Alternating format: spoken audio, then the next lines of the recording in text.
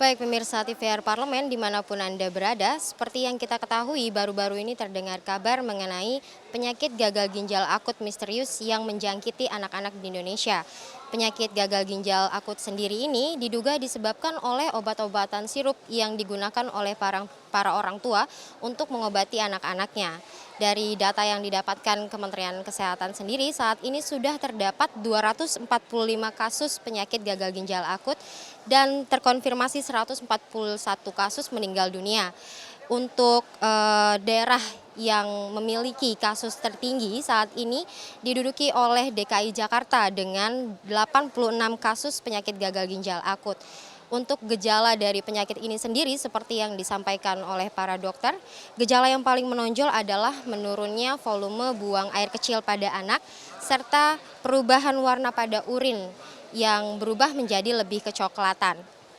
Dan pemirsa TVR Parlemen, terkait dengan kebijakan penarikan obat sirup di pasaran, saat ini saya sudah berada di Pasar Pramuka, tepatnya di daerah Jakarta Timur, untuk mengetahui seperti apa tanggapan dari para penjual dan pembeli mengenai kebijakan tersebut.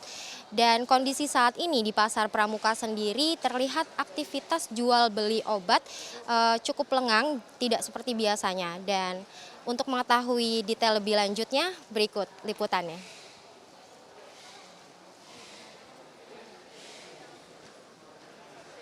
Terkait kemarin ada berita penarikan dari Badan POM, ya kami pada prinsipnya mendukung pihak pemerintah bahwa itu adalah hal yang paling terbaik yang akan dilakukan pemerintah. Cuma kita juga masih ada bingung kenapa statement antara Menteri Kesehatan dan Badan POM itu berbeda. Padahal itu di satu naungan di bawah kepemimpinan Pak Jokowi gitu. Nah, apakah tidak ada sinergi antara dua pemerintah ini gitu loh. Jadi kami juga minta ke Pak Jokowi untuk segera merilislah bahwa cukup satu pintu saja untuk menjelaskan ke masyarakat supaya kami pedagang, masyarakat terutama orang tua tidak bingung referensi mana yang harus mereka pakai gitu loh. Kalau di kami pedagang, semenjak adanya statement dari Kementerian Kesehatan, itu hampir 99% penjualan sirup, seluruh sirup itu menurun. Kenapa? Konsumen maupun pelanggan kami itu membatalkan semua order-order yang sudah mereka pesan. Nah, kemudian ada statement dari Badan POM, hanya 5. Mulai itu bergerak lagi penjualan kita, walaupun meningkatnya nggak terlalu signifikan, bahwa peningkatan paling 10 sampai dengan 20%. Tiba-tiba nggak dengar lagi ada 102 dari Kementerian Kesehatan, anjlok lagi gitu loh. Nah, sampai sekarang, sampai hari ini itu anjlok penjualan kami gitu. Karena belum ada kejelasan dari Kementerian Kesehatan sirup-sirup yang mana yang memang tidak boleh diperjualbelikan gitu, Mbak. Untuk pemerintah kami minta jika membuat statement cukup satu. Untuk saudara-saudara kami yang ada di DPR, terutama Komisi 9, kami minta untuk memanggil Kementerian Kesehatan dan Badan POM untuk memberikan penjelasan ke masyarakat itu agar cukup satu pintu, supaya kami masyarakat tidak bingung dan harus alternatif apa jika obat itu tidak boleh, harus kemana kami harus membelinya lagi, dan obat-obatnya apa penggantinya. Jadi kami mohon juga ke saudara-saudara kami yang ada di Komisi 9 untuk memanggil pemerintah. Saya rasa cukup itu.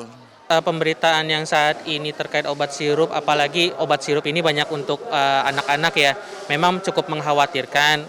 Tapi saya sih kalau sudah keluar dari hasil BPOM-nya, saya percaya mungkin itu yang terbaik. Jadinya jadinya kita juga bisa tahu nih ke depannya nanti kita perlu obat sirup atau obat apa yang akan kita kasih ke anak-anak kita. Mungkin itu sih.